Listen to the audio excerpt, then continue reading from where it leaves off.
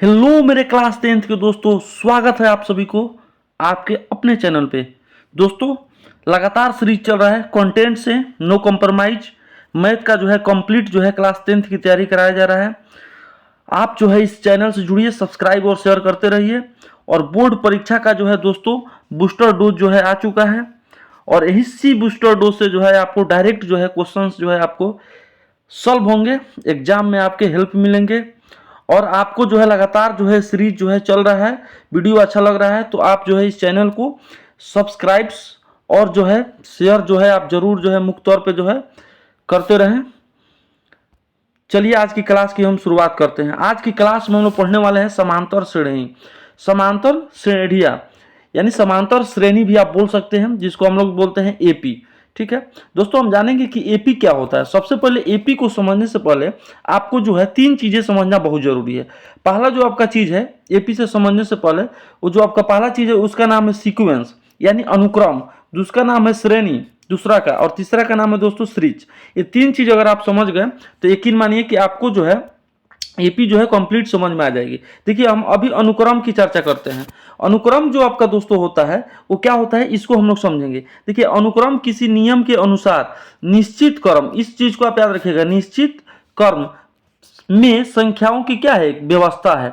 तो में जो है आपको संख्याओं की एक व्यवस्था है। तो इस चीज को जो एकदम क्लियर कर लेंगे कि अनुक्रम जो है हम लोग किसको किसको कहेंगे। फिर उसके बाद दोस्तों आता है श्रेणी। श्रेणी का अर्थ होता है प्रोग्रेशन। प्रोग्रेशन क्या होता है इसको समझिए, एक कर्म जिसके पद, यहां ध्यान से देखिए, एक कर्म जिसके पद एक निश्चित पैटर्न, ये वाला इसमें इंपॉर्टेंट है, एक निश्चित पैटर्न का पालन करते हुए एक श्रेणी जो है कहलाता है। यानी जो भी आपकी जो है अंक रहेंगे वो एक निश्चित जो है मुख्य तौर पे जो एक निश्चित पैटर्न पे जो है आपको सेट रहेंगे, तो आपका क्या कहलाएगा, श्रेणी कहलाएगा। अब देखिए श्रृंखला क्या होता है, इस चीज को हम लोग जो है ध्यान से समझेंगे। श्रृंखला क्या होता है दोस्तों, जब आप श्रृंखला की बात करते हैं तो श्रृंखला होता है जैसे A1 हो गया, A2 हो गया, A3 हो गया, डॉट डॉट डॉट AN तक हो गया। और इसी को अगर हम इसके योगात्मक यानी जोड़ के रूप में अगर लिख देते हैं, आप यहाँ जब ध्यान से देखिएगा दोस्तों, तो इसको आप ध्यान से देखिएगा तो देखिए यहाँ जोड़ के रूप में जैसे हम लिख दिए, तो ये जो है हमारा आपको क्या बन गया, ये हमारा जो है मुख्य तौर पे आपका श्रृंखला बन गया, यानी सीरीज बन गया। अब आते हैं कि सीरीज आपको जो है कितने प्रकार के होते हैं दोस्तों, तो यहाँ पे क्लियर जो है लिखा गया है कि सीरीज जो है आपको मुख्य तौर पे दो होते हैं। पहला जो आपका सीरीज होता है उसका नाम है दोस्तों, पहला जो आपका सीरीज होता है उसका नाम है आपका परिमित श्रेणी, और दूसरा जो सीरीज होता है उसका नाम है अनंत श्रेणी। इंग्लिश में जो है हम लोग मुख्य तौर पे इसको बोलते हैं इनफाइनाइट सीरीज, और जो है इसको बोलते हैं हम परिमित श्रेणी को हम लोग बोलते हैं फाइनाइट सीरीज, और अनंत श्रेणी को हम लोग बोलते हैं इनफाइनाइट सीरीज। ठीक है, तो यहाँ तो कोई दिक्कत नहीं है। अब परिमित श्रेणी क्या होता है मुख्य तौर पे, और अनंत श्रेणी क्या होता है, इसकी चर्चा जो है हम लोग करेंगे। चलिए इसकी चर्चा हम लोग करते हैं। सबसे पहले देखिए परिमित श्रेणी और अनंत श्रेणी। परिमित श्रेणी का अर्थ जो है, इसमें जो है जो आपका टर्म होंगे मुख्य तौर पे, जो इसमें आपका टर्म होंगे वो सीमित होंगे। और अनंत श्रेणी में जो है, श्रेणी का मतलब आप समझिएगा टर्म बन रहे हैं वो A1 plus A2 plus A3, तो ये जो है आपका टर्म जो होगा आप कहाँ तक जाएगा, ये आपका अनंत तक जाएगा। ठीक है, तो इसी को जो है हम लोग जो है अनंत श्रेणी के नाम से जानते हैं। अब आते हैं हम लोग एपी, और एपी जो है आपके एग्जाम में जो है काफी इंपॉर्टेंट टॉपिक है, इसीलिए हम इसको जो है ध्यान से इस एपी को जो है हम लोग समझेंगे। देखिए एपी क्या होता है, आप इसको पहले ध्यान से समझिए। मुख्य तौर पे जैसे हम मान लेते हैं कोई जो है पहला पद हमारा ए है, दूसरा जो है पद A प्लस डी है, तीसरा पद जो है A प्लस 2D है। अगर इसके फॉर्म में लगातार कोई अरेंजमेंट हो, कोई जो है लगातार जो है कर्मिक तौर पे जो है आपका जो है अरेंजमेंट हो, तो उसको हम लोग जो है मुख्य तौर पे जो है क्या बोलते हैं, एपी बोलते हैं। जैसे अब इस जो है श्रृंखला में आप ध्यान से देखिएगा दोस्तों, तो इस श्रृंखला में ये जो है आपका ये प्रथम पद है, ठीक है, और डी जो है आपका सर्वांतर है। अब आइए हम आपको समझाते हैं डी क्या होता है। देखिए डी कहने का अर्थ है दोस्तों मुख्य तौर पे कि अगर कोई भी एपी का टर्म है लगातार, किसी भी टर्म में से उसके जो है जस्ट जो है आगे वाला टर्म को हम घटाते हैं, तो हमारा मुख्य तौर पे जो है दोस्तों डी निकल के आता है। एग्जाम्पल के तौर पे अगर आप अब ध्यान से देखिएगा तो यहाँ पर जो है एक एपी का सीरीज लिखा गया है 7, 11, 15, 19 और 23। ठीक है, तो इस एपी के सीरीज में आप देख रहे हैं कि अगर हमको डी निकालना है तो हम कहीं से घटाएंगे, और 23 से जो है हम घटा लेते हैं कितना, 19 को, तो 23 से 19 घटाएंगे तो 4 बचेगा। हम 11 से जो है घटा लेते हैं 7 को, तो 11 से भी 7 घटाएंगे तो हमारा 4 बचेगा। या हम जो है मुख्य तौर पे 19 से घटा लेते हैं 15 को, तो अभी हमारा कितना बचेगा, 4 बचेगा। आपका जो शार्प अंतर होता है जिसको हम लोग कॉमन डिफरेंस बोलते हैं इंग्लिश में, वो हमेशा जो है शार्प अंतर जो है आपका क्या होता है, बराबर होगा। यानी जो डी का वैल्यू आएगा मेरे दोस्तों, जो डी का वैल्यू जो आएगा वो हमेशा जो है आपका इक्वल होगा। और डी के वैल्यू के बारे में जो है एक चीज और आप जान लीजिए कि जो सर्वांतर होता है, यानी जो डी जो होता है वो आपका धनात्मक भी हो सकता है, ऋणात्मक भी हो सकता है और मुख्य तौर पर शून्य भी हो सकता है। तो क्वेश्चन पूछता है कि क्या सर्वांतर जो है यानी मुख्य तौर पर डी जो है क्या धनात्मक, ऋणात्मक और शून्य हो सकते हैं? तो आप दोस्तों कह सकते हैं कि बिल्कुल ये जो है आपका धनात्मक भी हो सकता है, ऋणात्मक भी हो सकता है और शून्य भी हो सकता है। आइए दोस्तों हम आगे बात करते हैं किसी एपी का एनवा पद, जिसको हम इंग्लिश में कहते हैं nth term of an AP, यानी nth term of an AP. किसी एपी का एनवा पद पे जो है हम लोग मुख्य तौर पे जो है दोस्तों चर्चा करेंगे। देखिए इसके लिए अगर हम किसी एपी को एनवा पद निकालते हैं तो इसके लिए फॉर्मूला आता है एन बराबर हो जाता है A plus N minus one into D.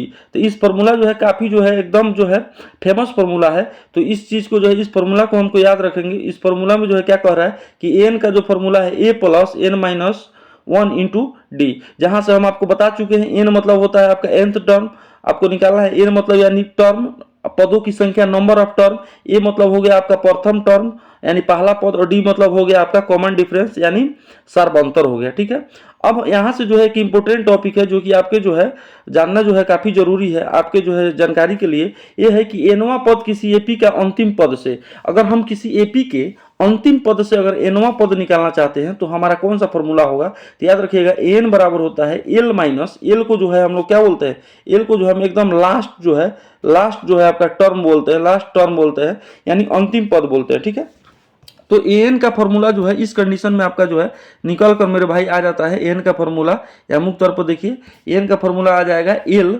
Minus N minus one, यहाँ देखिए N minus one into D आ जाएगा। तो इस फॉर्मूला को हम लोग जो है मुख्य तौर पे नोट कर लेंगे। अगर हमको जो है किसी भी एपी का एनवा पद जो है सबसे अंतिम पद से निकालना हो तो हम फॉर्मूला लगा लेंगे एन बराबर L minus N minus one into D. ये वाला फॉर्मूला हम लोग यूज कर सकते हैं। आइए आगे देखते हैं प्रारंभ से एनवा पद यानी शुरुआत का एनवा पद और अंत से आपका एनवा पद यानी फर्स्ट का एन टर्म्स और लास्ट का एन टर्म, अगर दोनों को हम लोग जो है सम करते हैं, यहाँ दोनों को सम करते हैं दोस्तों, तो हमारा पहला पद प्लस अंतिम पद का वैल्यू आता है। यानी हम इस फॉर्मूला से जो है मुख्य तौर पे इस फॉर्मूला से दोस्तों हम लोग समझ सकते हैं कि एन जो है आपका फर्स्ट टर्म हो प्लस एन जो है लास्ट टर्म हो तो आपका मिलता है क्या, प्रथम पद प्लस अंतिम पद, यानी ए प्लस एल प्रथम पद और आपका अंतिम पद जो है मुख्य तौर पर जो है आपका ये मिलेगा। तो ये काफी इंपोर्टेंट फॉर्मूला है। इस फॉर्मूला को जो है हम लोग दोस्तों जो है याद रखेंगे। चलिए अगला फॉर्मूला पर हम लोग चर्चा करते हैं। अगला फॉर्मूला है यदि ए एन, यहाँ ध्यान से समझिए, यदि ए एन और ए एन प्लस वन और A N plus two AP के लगातार तीन पद हो। एक यहाँ पे जो है शब्द लिखा गया है, इस पर जो है हम लोग ज्यादा जोर देंगे। शब्द क्या है आपका लगातार, देखिए लगातार तीन पद हो यानी कंजुकेटिव हो। तो आप हमेशा याद रखिएगा 2a n प्लस वन का जो वैल्यू होगा ए एन प्लस टू का जो है वैल्यू के बराबर होगा। ठीक है, ए एन प्लस टू का जो है वैल्यू के बराबर हो गया। यानी जो ए प्लस टू है दोस्तों, इसको जो है आप ऐसे प्लस टू मत समझिएगा, ए टर्म का प्लस टू है। जैसे हम आपको जो है यहाँ पर क्लियर लिख देते हैं ए और ई एन प्लस टू है, ऐसे लिखा गया है। ठीक है, ए एन प्लस टू ऐसे लिखा गया है, यानी ए है ए एन प्लस ए और यहाँ n प्लस टू है। ठीक है, तो इसको हम लोग ऐसे समझेंगे। तो मुख्य तौर पे जो है आपका जो है तीनों जो है काफी इंपॉर्टेंट है आपके नॉलेज की दृष्टि से, और जो आपके बोर्ड एग्जाम में डायरेक्ट जहां से क्वेश्चंस बनते हैं ये आपका टॉपिक ये है। एपी में जो है पदों का चयन हम कैसे करते हैं, लगातार जो है आपको दे देता है कि लगातार 4 एपी के पदों की संख्या जो है कुल संख्या इतनी है या कुल जो है योग जो है सम इतना है, तो आप जो है पांचवा पद निकाले, चौथा पद निकाले, ऐसे देता है ना जी। तो हमको एपी बनाने के लिए सबसे पहले क्या करेंगे, तो 3 टर्म के बारे में सोचेंगे। तो 3 टर्म का जो पद लिखाएगा ए माइनस डी, ए और ए प्लस डी लिखाएगा। ठीक है, 4 टर्म यानी 4 पद लिखना होगा तो ए माइनस 3d, ए प्लस डी, ए माइनस डी, ए प्लस 3d। ठीक है, अगर 5 टर्म निकला हो तो ए माइनस 2d, ए माइनस डी, ए प्लस डी, ए प्लस 2d। तो ये लगातार जो है आपका पैटर्न होते हैं और इस पर डायरेक्ट जो है क्वेश्चन जो है आते हैं। तो इसीलिए जो हम लोग इसको एकदम जो है इंपॉर्टेंट है और इसको हम लोग याद रखेंगे। चलिए आई होप कि आपको जो है लगातार इस सीरीज से फायदा मिल रहा है। तो आप वीडियो को जो है लाइक कर दीजिए, सब्सक्राइब कर दीजिए और दोस्तों अपने दोस्तों के बीच शेयर कर दीजिए। धन्यवाद और देखते रहिए लगातार।